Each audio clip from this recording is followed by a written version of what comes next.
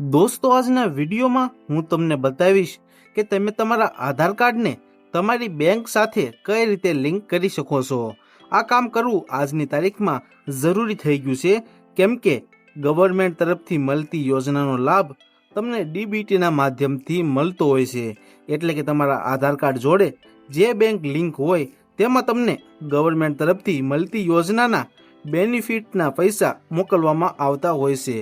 તો આજના વિડીયોમાં હું તમને બતાવીશ કે તમે તમારા આધાર કાર્ડમાં બેંક કઈ રીતે લિંક કરી શકો છો। તો આધાર કાર્ડમાં બેંક લિંક કરવા માટે તમારે ગૂગલમાં સર્ચ કરવાનું છે NPCI। તમારી સામે જે પહેલી લિંક આવે તેની ઉપર તમારે ક્લિક કરી દેવાનું છે। ત્યારબાદ તમારી સામે NPCIની જે ઓફિશિયલી સાઇટ છે તે ઓપન થઈ જશે। અહીંયા તમને કસ્ટમર નામનું એક ઓપ્શન જોવા મળશે, તો તમારે એની ઉપર ક્લિક કરી દેવાનું છે। જો તમને આ ઓપ્શન જોવા ન મળે તો તમારે અહીંયા આ 3 ડોટ ઉપર ક્લિક કરવાનું છે અને અહીંયા તમારે ડેસ્કટોપ સાઇટ ઉપર ક્લિક કરી દેવાનું છે, એટલે તમને અહીંયા આ ઓપ્શન જોવા મળી જશે કસ્ટમરનું। તો આપણે આ કસ્ટમરના ઓપ્શન ઉપર ક્લિક કરી દેવાનું છે। ત્યારબાદ અહીંયા તમને ભારત આધાર સીડિંગ અનેબલનું ઓપ્શન જોવા મળશે, તો તમારે એની ઉપર ક્લિક કરી દેવાનું છે। ત્યારબાદ અહીંયા તમને ઘણા ઓપ્શન જોવા મળશે, પણ આપણે સૌથી પહેલાં એ ચેક કરી લેવાનું છે કે આની પહેલાં આપણા આધાર કાર્ડ જોડે કોઈ બેંક લિંક છે કે નહીં, તે આપણે અહીંયા ચેક કરી લેવાનું છે। તે ચેક કરવા માટે તમને અહીંયા આધાર મેપેડ સ્ટેટસનું ઓપ્શન જોવા મળશે, તો તમારે એની ઉપર ક્લિક કરી દેવાનું છે। ત્યારબાદ અહીંયા સૌથી પહેલાં તમારે તમારો જે આધાર કાર્ડનો નંબર છે ને તે એન્ટર કરી દેવાનો છે। જે 12 ડિજિટનો જે આધાર કાર્ડનો નંબર છે તે તમારે અહીંયા એન્ટર કરી દેવાનો છે। આધાર કાર્ડ નંબર એન્ટર કર્યા બાદ આ જે કેપ્ચા છે સેમ કેપ્ચા આપણે નીચે એન્ટર કરી દેવાના છે। કેપ્ચા એન્ટર કર્યા બાદ તમારે અહીંયા ચેક સ્ટેટસ ઉપર ક્લિક કરી દેવાનું છે। ત્યારબાદ તમારા આધાર કાર્ડમાં જે મોબાઈલ નંબર લિંક હશે તેની ઉપર એક ઓટીપી આવે, તે ઓટીપી આપણે અહીંયા એન્ટર કરી દેવાનો છે। ઓટીપી એન્ટર કર્યા બાદ તમારે અહીંયા કન્ફર્મ ઉપર ક્લિક કરી દેવાનું છે। તો કન્ફર્મ ઉપર ક્લિક કરશો એટલે તમારી સામે આધાર મેપેડ સ્ટેટસનું જે ઓપ્શન છે તે ખુલી જશે। અહીંયા તમને સૌથી પહેલા આધાર નંબર જોવા મળી જશે। અહીંયા મેપિંગ સ્ટેટસમાં તમને અનેબલ ફોર ડીબીટીનું ઓપ્શન જોવા મળશે, એટલે કે આપણા આધાર કાર્ડમાં પહેલેથી ડીબીટી ચાલુ છે અને બેંક નેમમાં જે તમારા આધાર કાર્ડમાં અત્યારે હાલમાં જે બેંક લિંક છે તે તમને જોવા મળી જશે। જેમ કે આપણી SBI લિંક છે પહેલેથી, તો અહીંયા આપને SBI જોવા મળશે। હવે મારે SBIમાંથી બીજી બેંક લિંક કરવાની છે, તેની પ્રોસેસ હું તમને આગળ બતાવું છું। તો આપણે હવે આપણા આધાર કાર્ડ જોડે નવી બેંક લિંક કરવાની છે, તેની માટે તમને અહીંયા આધાર સીડિંગ નામનું ઓપ્શન જોવા મળશે, તમારે એની ઉપર ક્લિક કરી દેવાનું છે। ત્યારબાદ અહીંયા સૌથી પહેલાં તમારે તમારો જે આધાર કાર્ડનો નંબર છે તે એન્ટર કરી દેવાનો છે।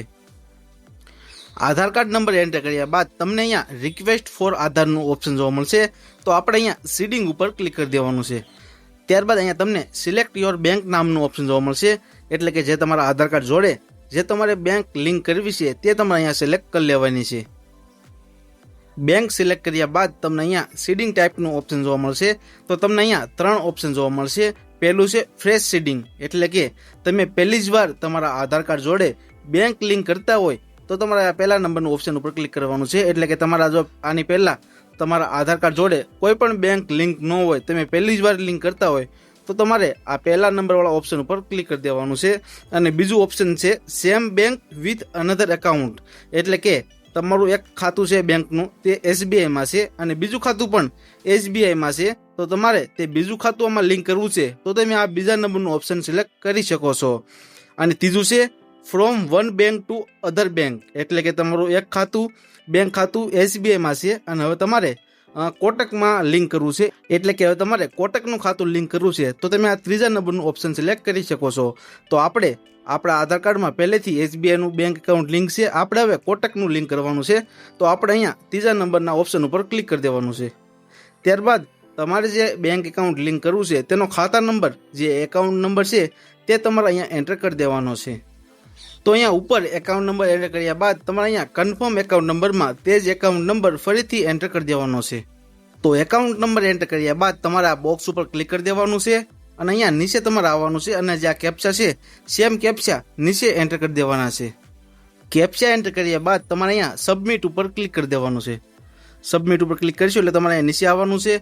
તમે નીચે આવશો એટલે તમને અહીંયા એગ્રી એન્ડ કન્ટિન્યુનું ઓપ્શન જોવા મળશે, તો તમારે એની ઉપર ક્લિક કરી દેવાનું છે। ત્યારબાદ તમારા આધાર કાર્ડમાં જે મોબાઈલ નંબર લિંક હશે તેની ઉપર એક ઓટીપી આવે, તે ઓટીપી આપણે અહીંયા એન્ટર કરીને અહીંયા કન્ફર્મ ઉપર ક્લિક કરી દેવાનું છે। કન્ફર્મ ઉપર ક્લિક કર્યા બાદ તમારે અહીંયા ફરીથી કન્ફર્મ ઉપર ક્લિક કરી દેવાનું છે। ત્યારબાદ તમે જોઈ શકો છો કે આપણા આધાર સીડિંગની જે રિક્વેસ્ટ છે તે આપણે અહીંયા સબમિટ થઈ ગઈ છે. અહીંયા સ્ટેટસમાં તમને સક્સેસ જોવા મળી જશે અને નીચે રિઝલ્ટમાં તમને જોવા મળી જશે યોર આધાર સક્સેસફુલ રિસીડ, એટલે કે આપણા તરફથી આપણા આધાર કાર્ડ જોડે બેંક લિંક કરવાની જે પ્રોસેસ છે તે સબમિટ થઈ ગઈ છે. થોડાક દિવસમાં જ તમારા આધાર કાર્ડ જોડે તમે જે બેંક લિંક કરવા સિલેક્ટ કરીએ છીએ તે લિંક થઈ જશે. એની તમને SMS દ્વારા જાણ કરી દેવામાં આવશે. તો આ સિમ્પલ પ્રોસેસથી તમે તમારા આધાર કાર્ડ જોડે બેંક લિંક કરી શકો છો. તો આજનો વિડીયો તમને પસંદ આવ્યો હોય તો વિડીયોને એક લાઈક કરી દેજો. આવા જ નવા વિડીયો જોવા માટે મારી ચેનલને સબસ્ક્રાઇબ કરી દેજો. મળીએ આવા જ નવા વિડીયોમાં. જય હિન્દ, વંદે માતરમ.